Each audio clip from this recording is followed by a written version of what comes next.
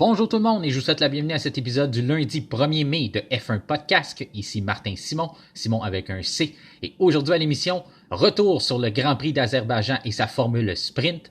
On met la table pour le Grand Prix de Miami et on répond à vos questions. Et comme à l'habitude, on commence avec l'actualité dans le monde de la Formule 1.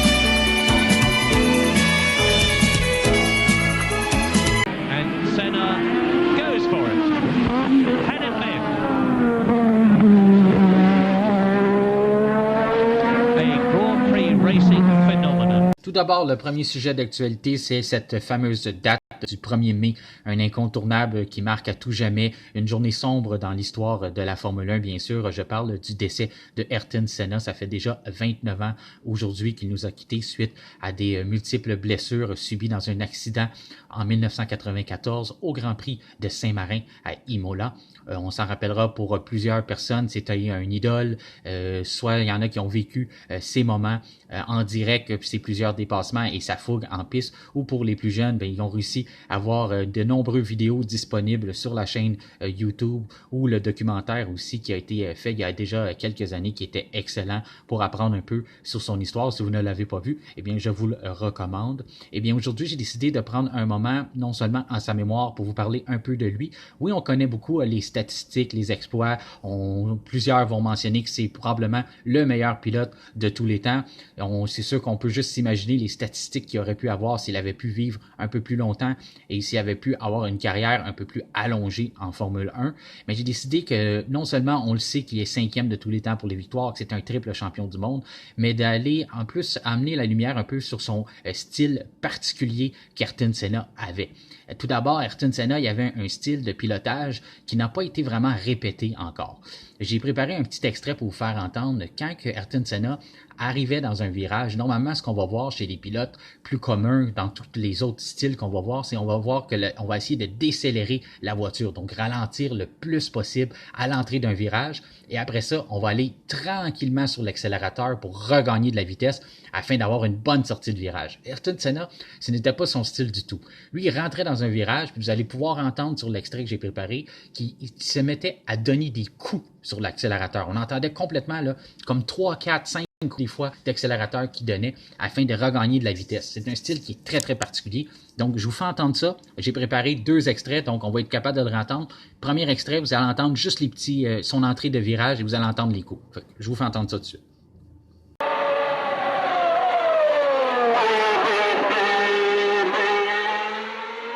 Alors, ce que vous avez pu entendre sur cet extrait-là, c'est comme tous les pilotes, c'est la voiture qui ralentit à l'entrée d'un virage, mais aussitôt qu'il va arriver au milieu du virage, qui va déjà commencer à entamer sa sortie, il est déjà en train de donner plusieurs coups sur l'accélérateur afin de tout de suite remonter la voiture en vitesse pour se donner une sortie maximale de ce virage-là. Pourquoi c'est particulier? Parce que sur des Formule 1, on a une suspension. Donc, ce qu'on essaie de faire, quand on freine, la voiture va vers l'avant et quand on donne des coups d'accélérateur, la voiture va vers l'arrière. Fait que normalement, ce que les pilotes vont chercher à faire, c'est de garder le meilleur ballon possible. Donc, on va essayer d'être le plus smooth, si on peut dire, ou le plus délicat sur l'accélérateur ainsi que sur les freins pour être sûr de garder le ballon le plus droit possible. Parce que quand on donne un coup soit vers l'arrière ou vers l'avant, ce qu'on fait, c'est qu'on enlève de l'adhérence dans les pneus. Ce qu'on veut avoir, c'est le plus d'adhérence possible. Donc, on veut trouver un équilibre pour avoir autant d'adhérence des pneus à l'avant de la voiture qu'à l'arrière. Donc, je vous fais réentendre l'extrait. Vous allez entendre les coups d'essence, les coups de gaz qui donnent. C'est seulement à la fin du virage. J'ai coupé le début de l'extrait. Vous allez entendre juste la sortie. Quand il commence là, à entamer sa sortie, vous allez entendre ça.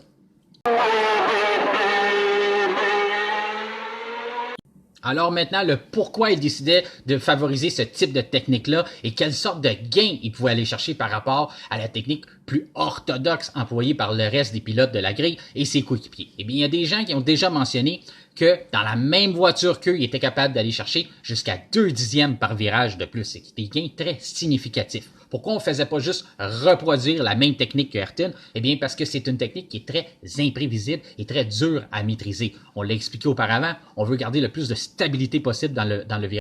Si on commence à donner des coups sur l'accélérateur, il y a plus de chances de partir en tête à queue ou de rater la sortie et de perdre un temps considérable plutôt que d'en gagner. Ce qui le motivait à faire ça, eh bien, les gains qu'il était capable d'aller chercher et le pourquoi, c'est parce que c'était une technique qu'il avait déjà commencé à employer en karting.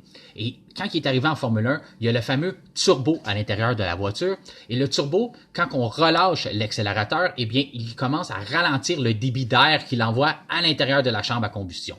Quand que lui donnait des coups sur l'accélérateur, eh bien, il activait le mécanisme du turbo et recommençait à générer de l'air à l'intérieur du moteur, ce qui forçait le moteur à prendre plus de carburant et vraiment maximiser et préparer la puissance totale pour être capable d'avoir la meilleure sortie possible dans un virage. Alors, c'était vraiment une façon pour lui de préparer le moteur, de conditionner le moteur à avoir une sortie maximale en virage. Voici la raison pourquoi le style était si peu orthodoxe d'Ayrton Senna et ce qui le rendait très particulier. En plus de son talent, il avait développé une technique bien à lui qui est encore une fois aujourd'hui pas vraiment employée ou répétée. C'est vraiment le style Ayrton Senna. C'est ce qui le rend vraiment différent des autres. J'espère que ça vous a plu, cette petite information-là, et que ça vous a appris quelque chose de plus sur le triple champion du monde en son honneur aujourd'hui, le 1er mai, qui va toujours rester une journée tragique, mais il y a quand même une façon de célébrer la vie de cet grand homme, Ayrton Senna.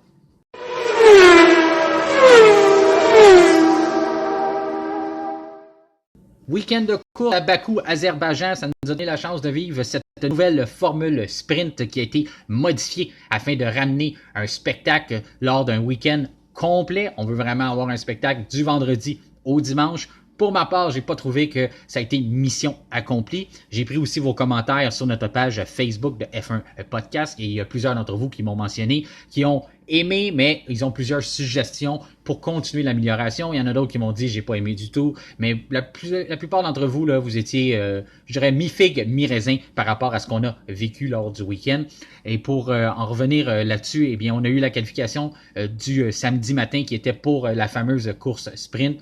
On a aussi modifié ce type de qualification-là là, avec un Q1 qui se passe sur un train de médium, une Q2 en médium, et puis la Q3 sur un train de pneus neufs de gomme tendre. Ça a occasionné aussi des nouvelles façons de prendre des stratégies ou même des fois il y en a pour certains c'était même pas prévu, mais que si on n'a pas de nouveaux trains de pneus pour la Q3 dans le soft, donc le mode tendre, eh bien on ne peut pas participer à cette Q3. C'est ce qui est arrivé à Lando Norris et à Yuki Tsunoda. Yuki Tsunoda qui ne s'est pas rendu à Q3, mais Lando Norris qui s'est rendu mais n'a pas pu y participer parce qu'il n'avait pas un train de pneus neuf. Alors, c'est le type de stratégie que certaines écuries peuvent employer de dire, moi je sais que je ne me rendrai pas à Q3 dans la course sprint ou je ne mise pas sur la course sprint. Je vais utiliser le maximum de pneus tendres pour ma qualification qui sert au Grand Prix, donc celle du vendredi.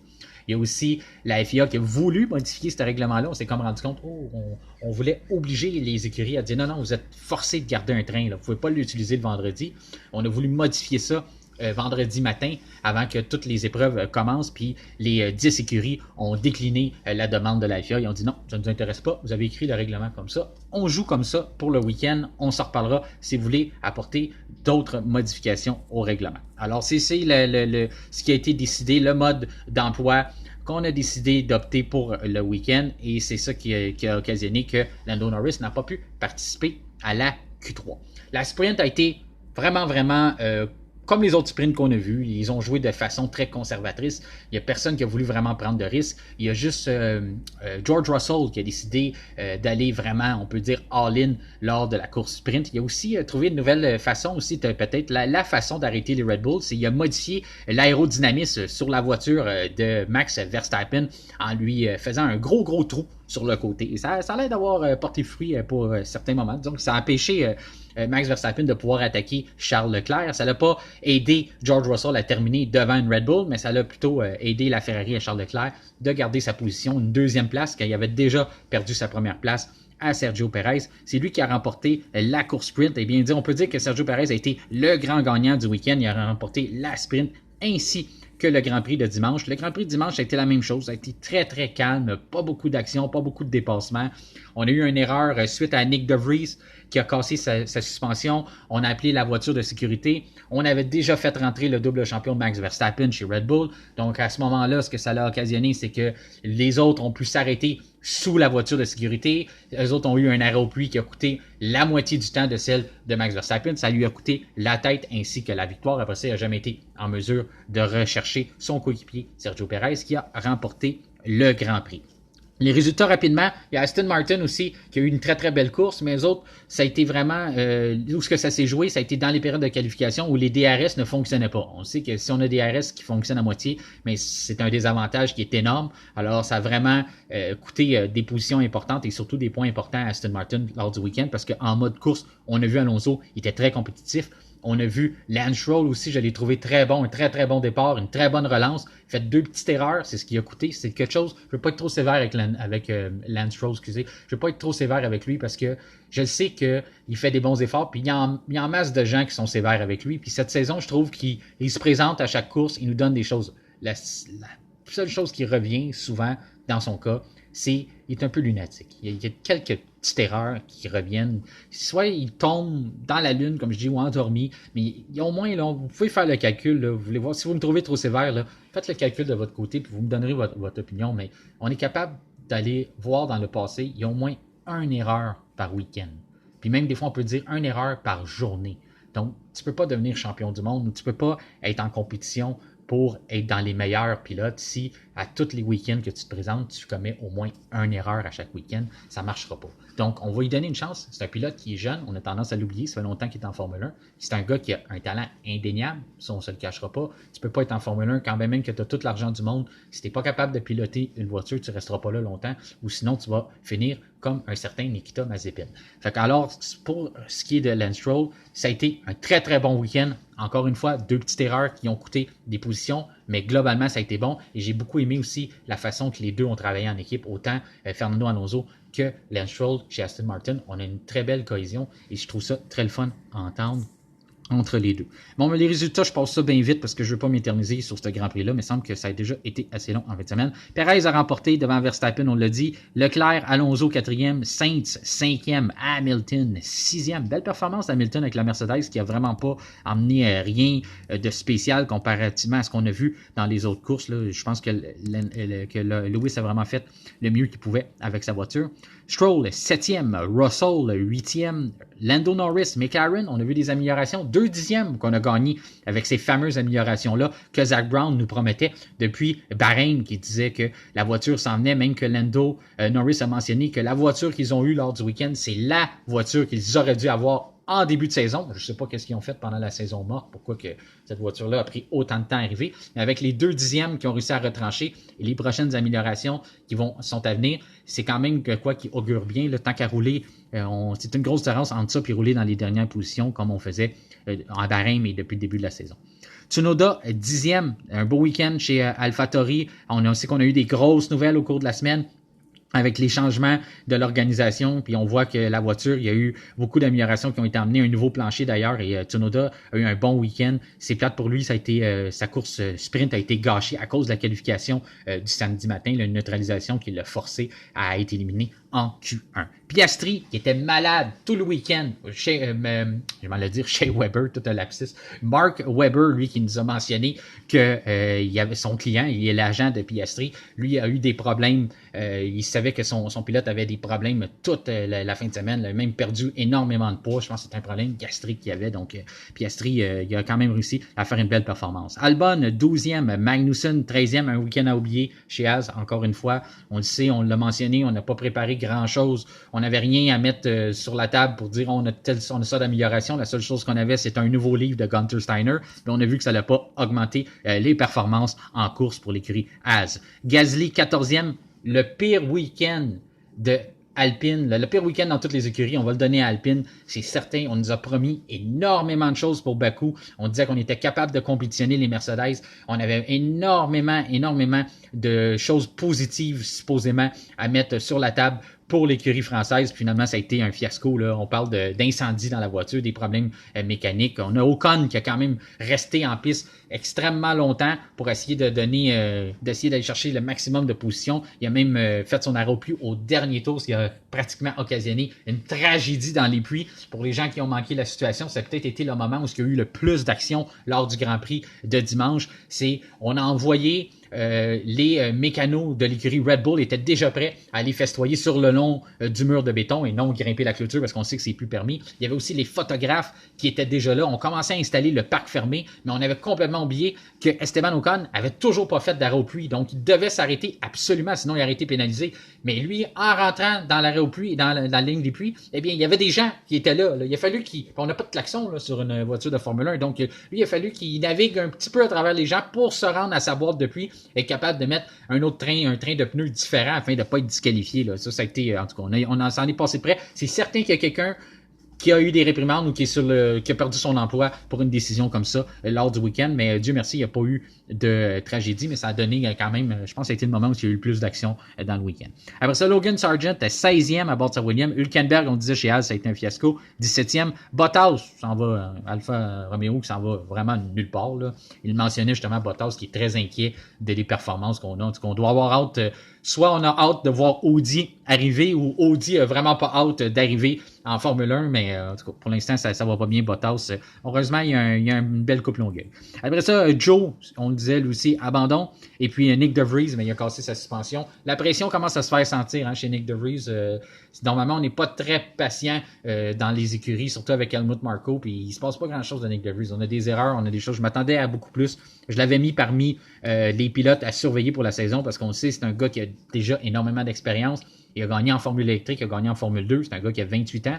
Alors, c'est pas un jeune de 19 ans qui cherche à développer de l'expérience et une maturité. Il est supposé de déjà tout avoir ça dans son coffre d'outils. Mais pour l'instant, ça se transpose pas sur la piste. C'est pas mal assez tranquille de son côté.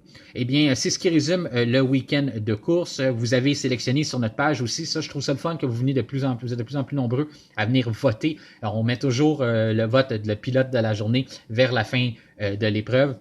Merci aussi quand vous venez voter, si vous êtes capable de mettre une mention j'aime, mais ça permet à d'autres gens de propager ce sondage-là et que plus de gens peuvent le voir. Donc, vous mettez un vote et si vous êtes capable de mettre aussi une mention j'aime, c'est très apprécié, mention j'aime à la publication. Et puis, c'est ça aujourd'hui. J'ai pris les résultats et puis c'est sans aucun doute Sergio Perez qui a remporté votre vote comme pilote de la journée. On sait qu'il a très bien défendu sa position contre Max Verstappen. Eh bien, maintenant, on passe à la prochaine destination en route vers Miami.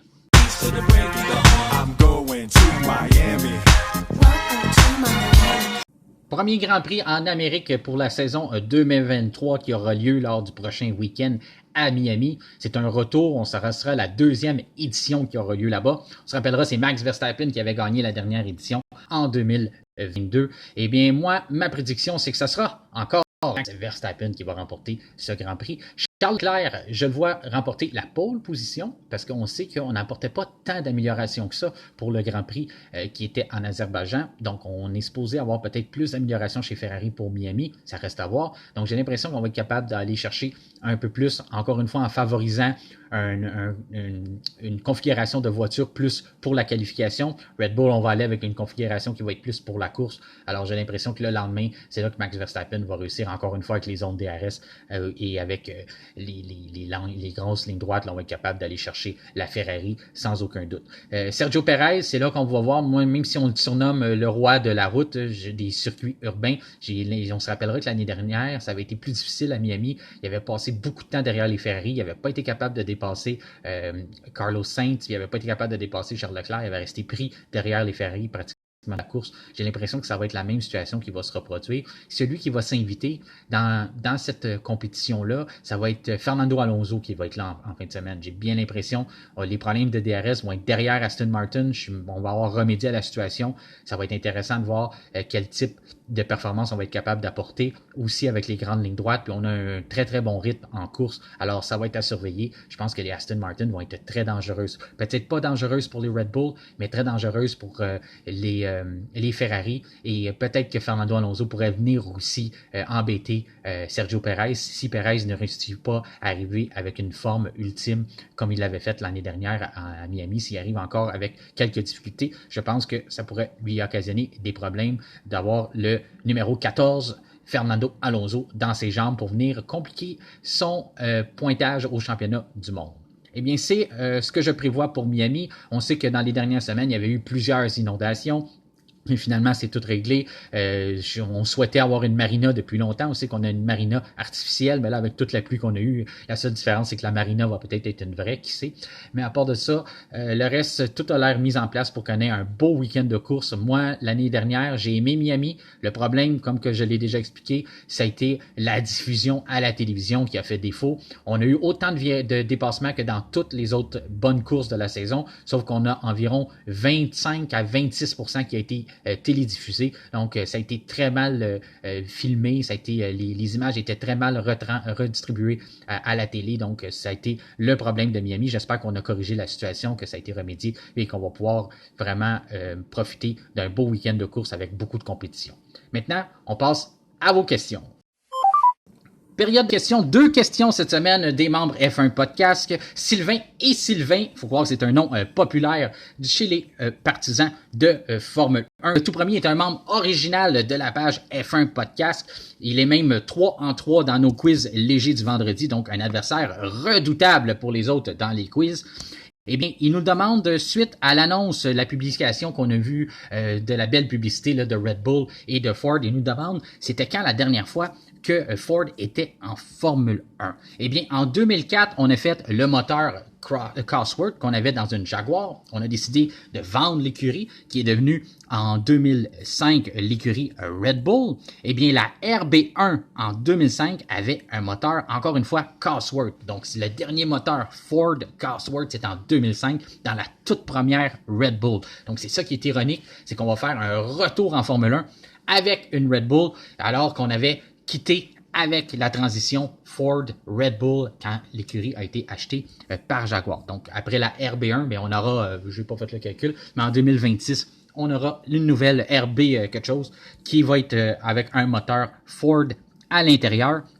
Et puis, j'avais aussi un auditeur qui m'était venu me signaler qu'on avait eu des moteurs Cosworth plus tard en Formule 1. Oui, effectivement, il y a eu d'autres moteurs Cosworth par la suite en Formule 1, sauf que ça avait été vendu par Ford en 2004, en même temps qu'on a décidé de quitter avec Jaguar. Tout ça, on a vendu la compagnie à Gerald Forsyth, qui est devenu aussi un moteur utilisé dans la série Champ Car, ces choses-là. Donc, c'est Forsyth qui est devenu propriétaire de Cosworth à partir de 2004.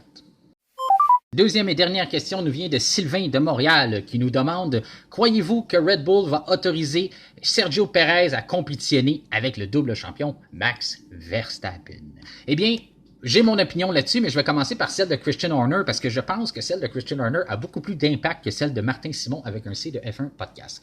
Eh bien, Christian Horner a mentionné que les deux pilotes étaient très, très libres de courser et que ça serait révisé au cours de l'année, que pour l'instant, le but est vraiment de se séparer, de vraiment créer une distance avec le reste des adversaires dans le championnat et que si jamais la compétition continue entre les deux, ben qu'il allait la laisser aller, il allait pas s'interférer dans cette compétition-là, en autant qu'elle reste saine et qu'elle ne met pas en péril les succès de l'équipe. Donc, on réussit à aller sécuriser un championnat des constructeurs et d'être sûr que le championnat des pilotes va revenir à soit Sergio Perez ou à Max Verstappen. Donc, si on prend pas de risque et on sécurise que les deux championnats vont rentrer à la maison pour une deuxième saison consécutive, il ne va pas s'interférer entre les deux, mais encore là, il faut que ça reste des bagarres saines et on prend pas de risques inutiles. On veut pas prendre un risque de se mettre les deux voitures dehors. On veut pas répéter un peu ce que Rosberg et Hamilton ont vécu il y a déjà quelques saisons de ça. Pour ma part, mon opinion à moi qui pèse un peu moins forte dans la balance, oui, je pense que on va laisser les deux pilotes combattre un contre l'autre, mais est-ce que je pense que Sergio Perez a les outils nécessaires pour compétitionner avec Max Verstappen? Je crois que non. L'historique de Checo en Formule 1 nous démontre que ça lui a pris plus d'11 ans à aller chercher une victoire. Nous démontre que oui, il y a un talent, une certaine facilité à remporter des courses sur des circuits urbains. Mais le problème, c'est que c'est des étapes de 23 courses maintenant, avec 23 Grands Prix qui sont très, très différents. On a peut-être pas plus que 5 courses qui sont des circuits urbains, 5-6 courses gros maximum avec des virages lents. C'est là qu'il réussit à soutirer le meilleur d'une voiture, c'est quand on a des virages lents. Mais sur le reste des circuits, il éprouve beaucoup de difficultés. Par exemple, Max Verstappen, on peut dire que sur un circuit urbain, c'est peut-être pas nécessairement sa force, mais il est quand même capable. C'est quand même un gars qui a déjà gagné Azerbaïdjan, qui a déjà gagné aussi Monaco. Alors, il est capable d'aller chercher des victoires à ces endroits-là, mais il est capable d'aller en chercher partout. Il est capable d'être compétitif sur tous les circuits qui ont des virages rapides. Donc, c'est pour ça que je pense qu'il a beaucoup plus d'outils dans son coffre pour être capable de remporter le championnat et même de réussir à créer une distance considérable entre lui et Perez avant la fin de la saison, avant même le milieu de la saison. Je pense qu'on va vraiment voir Verstappen réussir à se distancer et à prendre une avance considérable sur Perez. Donc, il n'y aura pas trop de compétition entre les deux. Je pense pas qu'on va se rendre vraiment à, comme on a vu entre lui et Hamilton, que tout va se jouer à Abu Dhabi ou à Vegas au mois de novembre. Je pense que ça va être réglé avant ça entre les deux. S'il n'y a pas d'autres personnages qui viennent s'inviter dans la fête là, pour gagner le championnat, là, si on voit pas Leclerc apparaître ou même Fernando Alonso venir compétitionner Max Verstappen, je pense qu'il va réussir à mettre ça dans le sac assez aisément contre un pilote de la trempe de Perez. C'était mon opinion. Merci d'avoir été là encore une fois cette semaine. On va se reparler vendredi suite à la séance d'essai libre du Grand Prix de Miami. D'ici là, portez-vous bien et continuez de venir voir notre page, de mettre des mentions j'aime et de discuter avec nous sur F1 Podcast. Merci et bonne semaine.